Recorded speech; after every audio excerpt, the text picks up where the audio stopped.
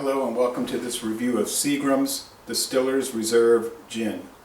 Alright, the original recipe for this debuted in 2006.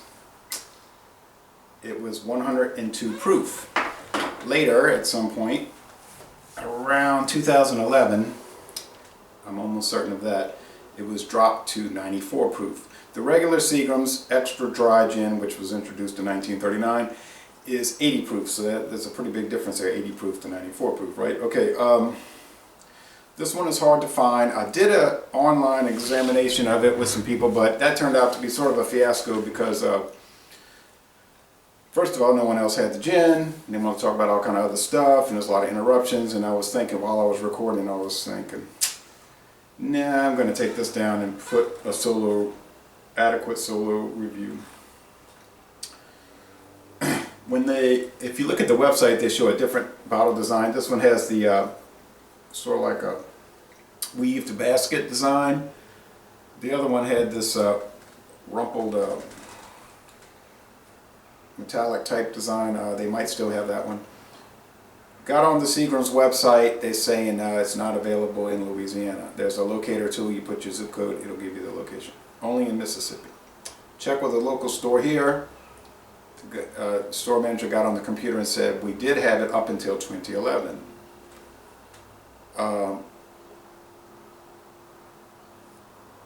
Then I called the local distributor, Republic National, down in Jefferson Parish. They said, I was calling about a certain product. The lady on the phone, the receptionist, said, okay. I said, Seagram's Distillers Reserve Gin. Immediately she said, we don't carry that. So that's telling me a lot of people must have been calling about it.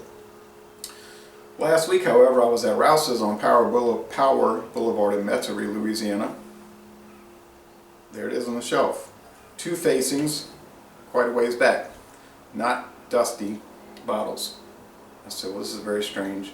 And then I went to the store manager, who I was telling you about, who had looked it up on the computer in this town, and I was telling him the story about how I saw it, and before I finished the sentence, he said they bootlegged it in. Meaning, Rouse's has a number of stores, 54 locations across the Gulf South and in Mississippi, and maybe they brought it in, put it on the shelf, no paperwork, or whatever. I can't say that happened, we're just theorizing that. I have seen it done, but I don't want to get into that. I did see this in Baton Rouge as well at a corner market, so some people are getting it some type of way. I had this in the freezer. You can see it's got the ice on it. It's a very attractive bottle. The black label, the smoked glass, gold, signature, Jacob E. Seagrams and Sons. Oh, excuse me. They have changed the label since it originally debuted. The website showing the older label. On the back it says bottled by Pernod Ricard. These are the people that got a hold of the Seagram's gin brands. In Fort Smith, Arkansas. The website shows Lawrenceville, Indiana. There is an old Seagram's distillery there, which was bought and still does a good majority of the Seagram's gins. And there's a whole bunch of flavored gins. I'll read on the back very quickly. Distillers Reserve is meticulously crafted by our Master Distiller, who samples hundreds of batches before selecting a handful which are particularly rich in character, with a distinctive aroma and botanical essence. The mellowest batches are carefully blended together, achieving the perfect balance of flavor and smoothness. Enjoy neat, chilled, like here, or on the rocks. So we're going to have it chilled. Or I'm going to have it chilled. A lot of the people I talked to said they could not find it. They were open to examining it, could not find it. So I did sample about 2 ounces of it. Get a few more ounces here. Alright. This Mims, I don't know anything about it. It's Distilled London Dry Gin. I do know it's owned by the Sazerac Company of Metairie, Louisiana, who produce literally hundreds of brands, including the Sazerac Rye Whiskey and the Pappy Van Winkle bourbon. Seagrams. Okay, so anyway, here we go. I saw some Seagrams ginger ale at a store today, the cans, and I thought about doing a mixed drink with Seagrams ginger ale with this. And I said, I could do that later, maybe make a mix. But they were talking about,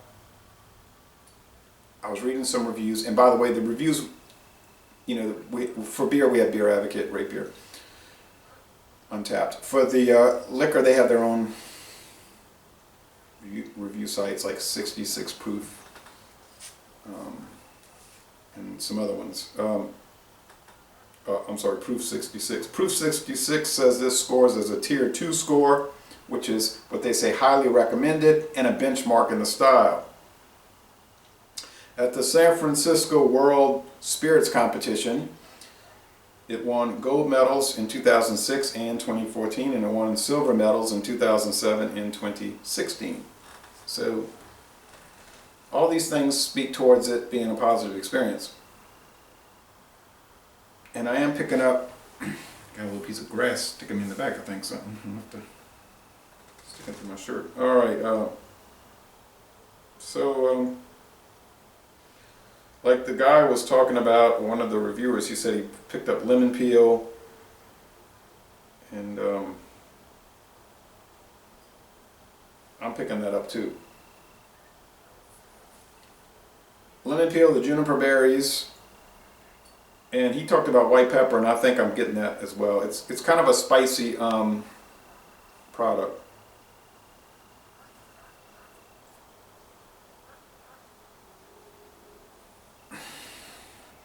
So I thought the Seagrams gin, which is the #1 selling gin in the United States, was very good. You know, they're extra dry, their mainstream brand, which any liquor outlet in North America is going to have, okay? This one seems to be a step up. Well, it should be, because at Walmart, the regular Seagrams, it would be about $9 to $10 a bottle, and this will be about $14 to $15 a bottle. So you would hope it would be better. It's aged longer. They use a different aging method. They talk about that on the website. You can get on there and they'll go into pretty good detail. And then they have recipes, so it's very helpful. They have a bunch of recipes for all the different gins they have. Recipes for mix. They might have food recipes. I know some of the other spirits websites have that. So the aroma is very, very good. Now the flavor.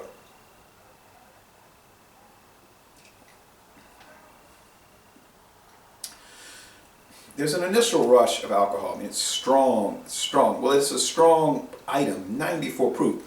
I don't know why they dropped it from 102 proof. Can't answer that question. They don't explain why. They don't give any kind of information, about that. The Seagrams company, by the way, is dissolved. They were one of the biggest companies in the United States up until 2000. But they had gone through a series, about a 10-year period of mismanagement, where the guy who is one of these family companies, so the person who was given the inheritance of it didn't really know what he was doing apparently, and got these ideas he's going to buy Universal Studios, which he did, and then they bought all these other media companies, and then most of their money was coming from the media, and they acquired a bunch of debt. They accumulated a bunch of debt buying all this stuff, and the returns weren't, and then they had an interest in DuPont, a huge interest in DuPont Chemical Corporation. So in 2000 it began to crumble, collapse, and he hurried up and started selling it off. And so the Seagrams brands were just like Libby's, that food company, and Armour, just parceled off to different other buyers, and then Pernod Ricard bought this. Seagrams 7, and the other Seagrams whiskey, that's owned by Diageo. And then Seagrams ginger ale is owned by some holding company in the Cayman Islands, and then it's produced by Coca-Cola and handled by Coca-Cola, so it's very dispersed. They basically bought the recipes and the facilities.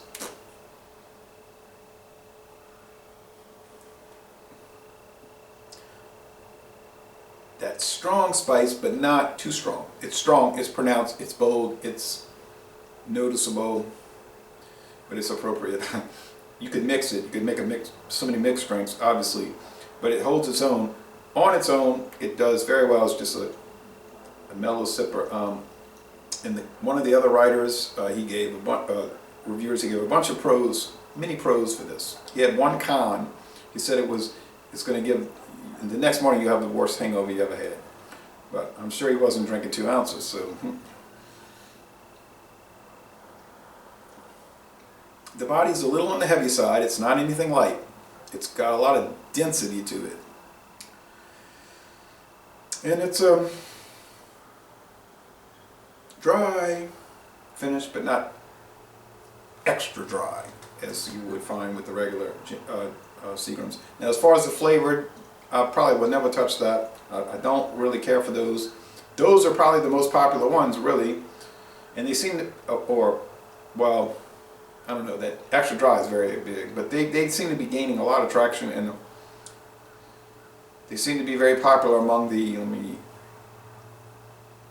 give a euphemism, the urban crowd, urban centers of America, urban populations. But anyway,